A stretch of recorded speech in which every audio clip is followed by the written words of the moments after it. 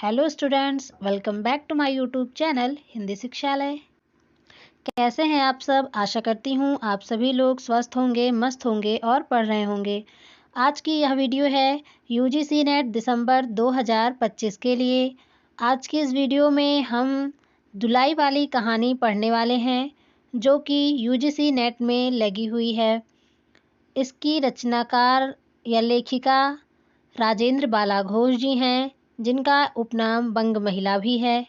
बंग महिला यानी राजेंद्र बाला घोष का जन्म सन 1882 ईस्वी में हुआ था। राजेंद्र बाला घोष आरंभिक दौर की महिला कथाकारों में प्रमुख कहानीकार रही हैं।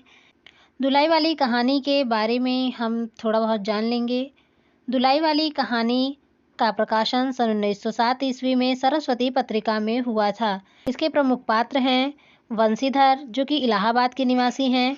अगली पात्र हैं जानकी देई, जो कि वंशीधर की पत्नी और एक गृहस्थ महिला हैं। नंबर 3 सीता, जो कि जानकी की बहन है और वंशीधर की साली है। नवल किशोर वंशीधर का ममेरा भाई हंसमुख व्यक्ति है।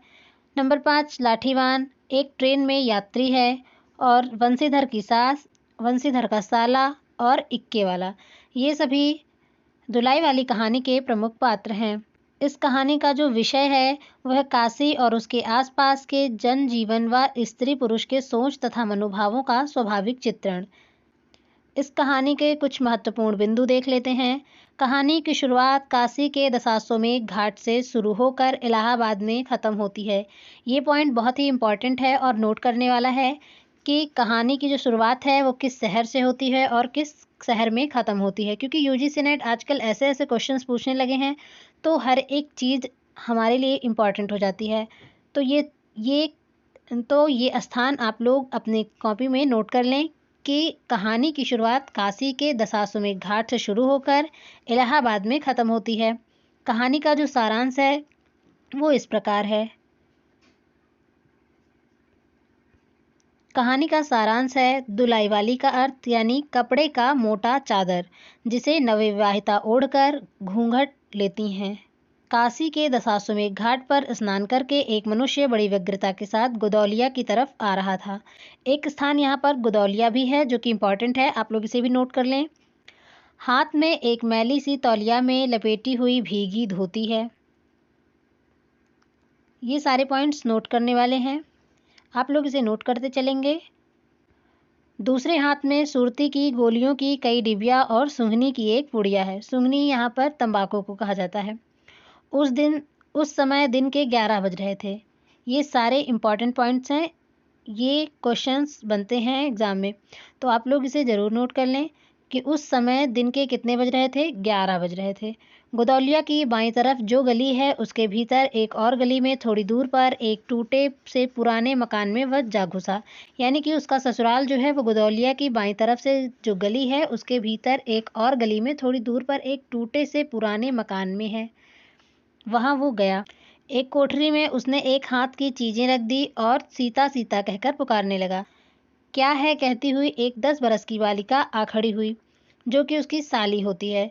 वो कितने बरस की होती है? 10 बरस की। यह पॉइंट भी इम्पॉर्टेंट है, आप लोग इसे ज़रूर नोट कर लें। 10 बरस की बालिका है। पुरुष ने कहा, सीता जरा अपनी बहन को बुला ला, यानी कि सीता उसकी साली है और वो अपनी बीवी को बुलाने के लिए कहता है। अच्छा कहकर सीता गई और कुछ देर में एक नवीना स्त्री आकर उपस्थित हुई। पुरुष ने कहा, लो हम लोगों को तो आज ही निकलना होगा। तुम आज कहती हो, हमें तो अभी जाना है। बात यह है कि आज ही नवल किशोर कलकत्ते से आ रहे हैं। एक नया पात्र यहाँ पर शामिल होता है, नवल किशोर।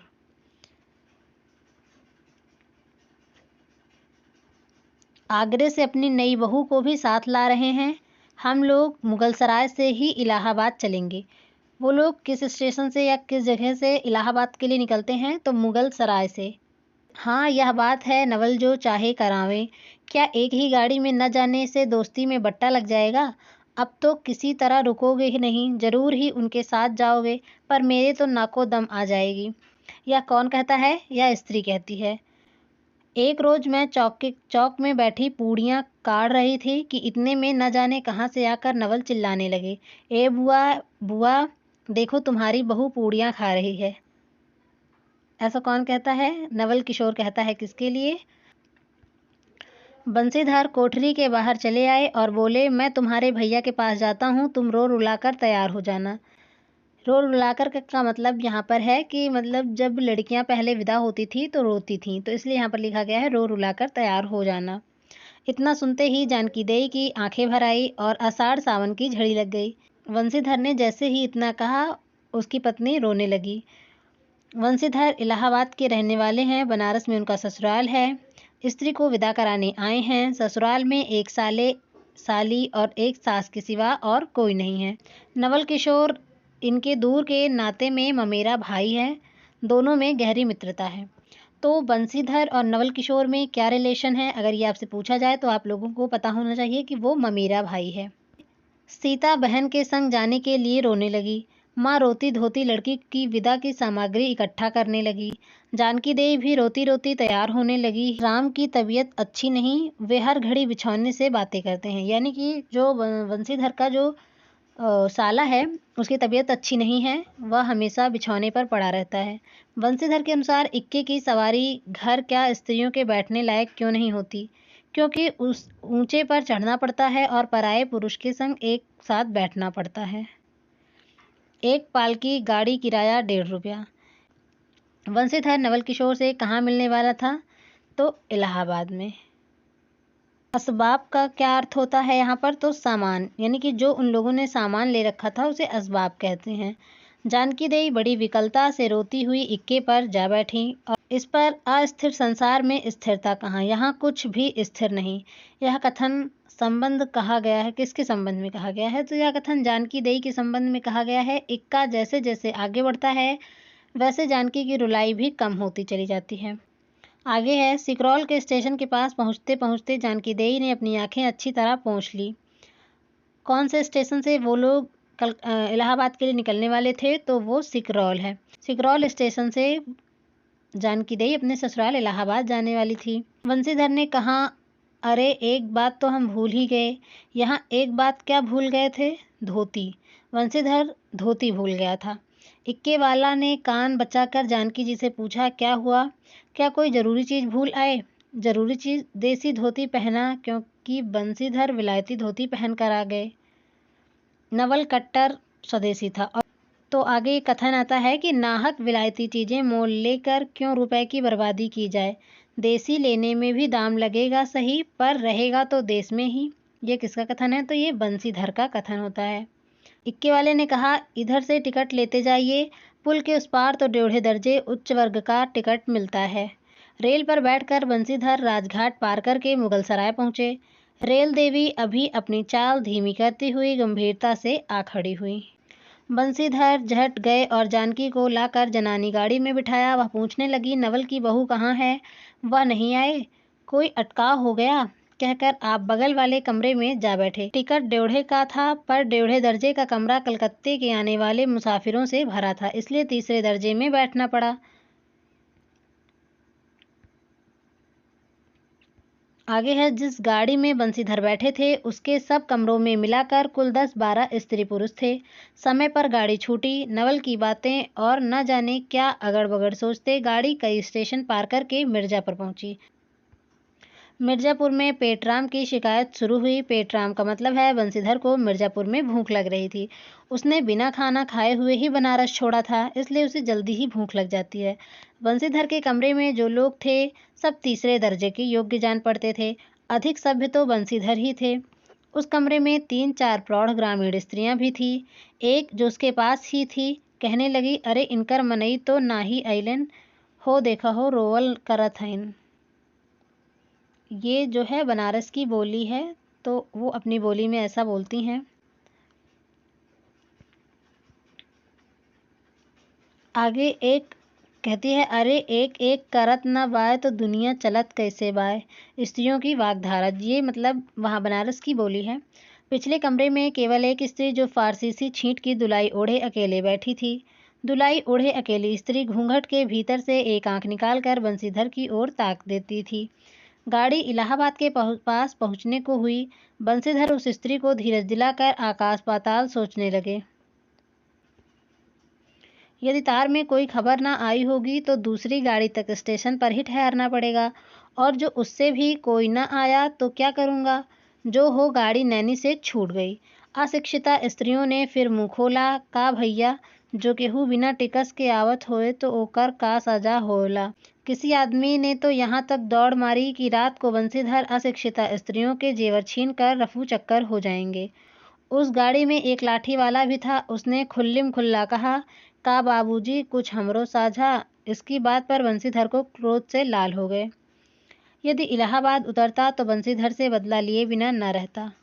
जानकी को और उस भद्र महिला को एक ठिकाने बिठाकर आप स्टेशन मास्टर के पास चले गए। तो कौन चला गया था? बंसीधर। बंसीधर जानकी को और उस भद्र महिला को एक ठिकाने बिठाकर आप स्टेशन मास्टर के पास चले गए।